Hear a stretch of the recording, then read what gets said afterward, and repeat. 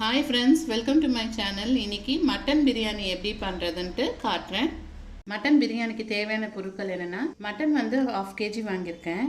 அப்புறம் வந்துட்டு வெறும் மிளகாய் தூள், கரம் மசாலா, மஞ்சள் தூள், மல்லித்தூள், வெறும் மிளகாய் தூள், இஞ்சி பூண்டு பேஸ்ட்டு, அப்புறம் வந்து பிரிஞ்சி இலை, பட்டை லவங்கம் இதெல்லாம் இருக்குல்ல, சோம்பு இதெல்லாம். அப்புறம் வந்து பச்சை மிளகாய் வந்துட்டு ஒரு 4 எடுத்துருக்கேன். பெரிய பச்சை மிளகாய் வந்தால் 2 எடுத்துக்கோங்க போதும். அப்புறம் வந்து வெங்காயம் நீட் வாக்காக கட் பண்ணியிருக்கிறேன். லெமன் வந்து பாதி. அப்புறம் கொத்தமல்லி, கருவேப்பிலை, புதினா, ஒரு பெரிய தக்காளி எடுத்திருக்கேன். வாங்க எப்படி பண்ணுறதுன்ட்டு காட்டுறேன். நம்ம சிக்கன் பிரியாணின்னா நம்ம அப்படியே பண்ணுவோம். மட்டன் வந்துட்டு தனியாக ஃபஸ்ட்டு வேக வச்சுட்டு அதுக்கப்புறமா வந்து ஆஸ் யூஷுவல் எப்படி பிரியாணி பண்ணுறோமோ அது பண்ணலாம். கொஞ்சம் நெய் ஊற்றிக்கிறேன். நெய் சூடாயிட்ட அப்புறமா இந்த மட்டன் போட்டு வேக வைக்கணும். மட்டன் போட்டுக்கிறேன்.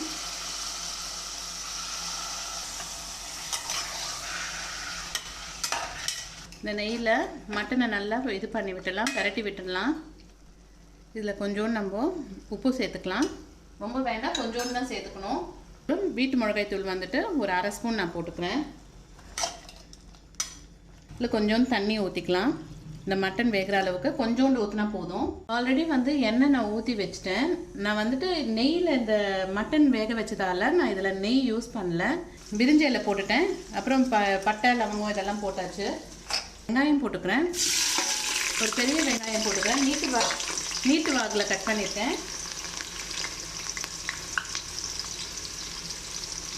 பச்சை மிளகாய் வந்து நான் 4 சேர்த்துருக்கேன், ஏன்னா குட்டி குட்டியாக இருக்கிறதால. இது கொஞ்சம் கோல்டன் ப்ரௌன் கலரில் வந்துட்டு அப்புறமா மீதியெல்லாம் நம்ம சேர்த்துக்கலாம். பாருங்கள், நல்லா சாஃப்டாக வெந்திருக்கு. இஞ்சி பூண்டு பேஸ்ட்டு நான் 2 ஸ்பூன் போட்டுக்கிறேன்.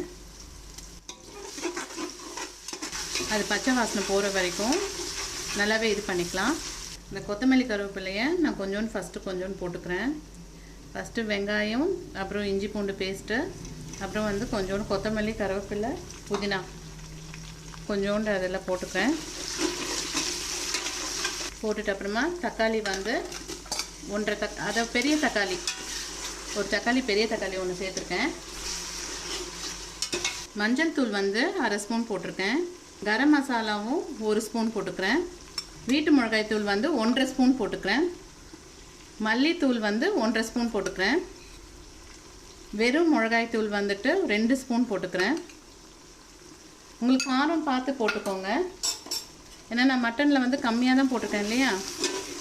ஸோ அதனால் நான் இது பண்ணிக்கிறேன். லெமன் வந்து 1/2 லெமனை நான் பிழிஞ்சிடுறேன். லெமன் ஊற்றிட்ட அப்புறமா நெக்ஸ்ட்டு இந்த மட்டன் வேக வச்சுருக்கோம் இல்லையா, அதை அப்படியே கொட்டிடுங்க. இந்த மிளகாய் தூளோடு சேர்த்து கலரி விட்டுடலாம்.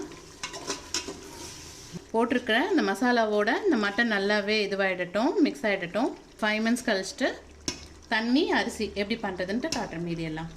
அரிசி வந்து நம்ம பிரியாணி பண்ணும்போதே ஊற வச்சா மாத்திரம் போதும். அதுக்கு 4 அழகுக்கு 8 டம்ளர் தண்ணி நான் ஊற்றிக்கிறேன். இதில் மட்டன் வந்து மசாலாவோட நல்லாவே சேர்ந்துருச்சு, மிக்ஸ் ஆயாச்சு. ஸோ நான் வந்துட்டு தண்ணி இதில் ஆட் பண்ணிக்கிறேன். அரிசி போட்டுக்கலாம்.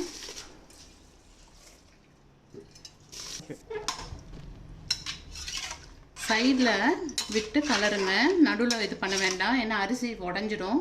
நான் உப்பு ஆட் பண்ணிக்கிறேன். நான் கடைசியில் தான் உப்பு ஆட் பண்ணுறேன், ஏன்னா வந்துட்டு பிரியாணியில் ஒரு பருக்க கொஞ்சம் உப்பு அதிகமாக இருந்தால் தான் நம்ம எடுக்கும்போது கரெக்டாக இருக்கும். தண்ணி ஊற்றிட்டு அரிசி போட்டாச்சு. இப்போ வந்து நான் குக்கர் மூடி போடாமல் ஃபஸ்ட்டு தட்டு போட்டு மூடி, சாதம் வந்து பாதி வெந்து வரும்போது குக்கர் மூடி போட்டு மூடுவேன். ஃபஸ்ட்டு நான் தட்டு போட்டு மூடிருக்கேன், அப்புறமா என்ன பண்ணுறதுன்ட்டு காட்டுறேன். இப்போது நம்ம தட்டு போட்டு மூடிட்டு அப்படியே விட்டுறாதீங்க. ஒரு 15-10 மினிட்ஸ் கழிச்சிட்டு தட்டு திறந்து பாருங்கள், உடனே சீக்கிரமாக வெந்துடும் அது. ஸோ இப்போ தட்டு திறந்து பார்க்கலாம்.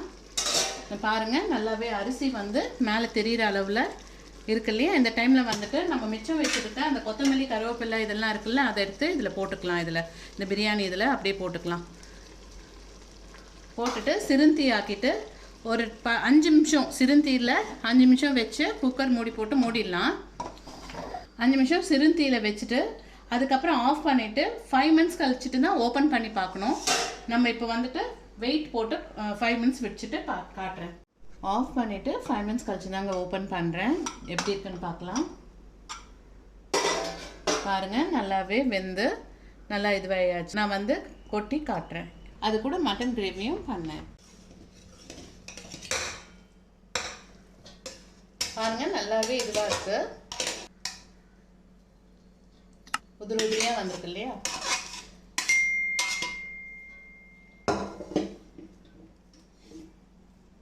பாருங்க ஒன்று கூட அடி பிடிக்காம கரெக்டாக இதே மாதிரி பண்ணிங்கன்னா சூப்பராக வரும். நான் பிளேட்டில் வச்சுட்டு காட்டுறேன்.